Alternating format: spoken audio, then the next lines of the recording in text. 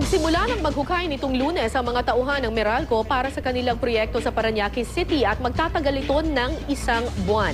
Pero ayon sa Meralco, hindi raw ito makakaapekto sa daloy ng trapiko sa lugar na ito. May nusigo si Von Aquino. Tiniyak ng Meralco na hindi magdudulot ng mabigat na daloy ng trapiko ang pagsasagawa nila ng underground distribution facility nito sa Andrews Avenue sa tapat lamang ng NAIA Terminal 3. Nasa 220 meters na haba ng lane patungong Baclaran na nakatakdang hukayin ng Meralco para sa underground distribution facility nito. Layo ng proyekto na maserbisyuhan ng mga establishmento sa Newport City.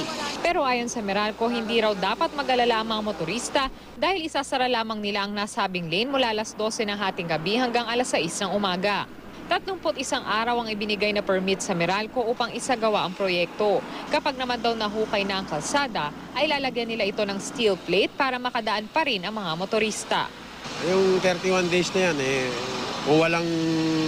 kung hindi mag-uulan, yun, okay, matuloy-tuloy yan.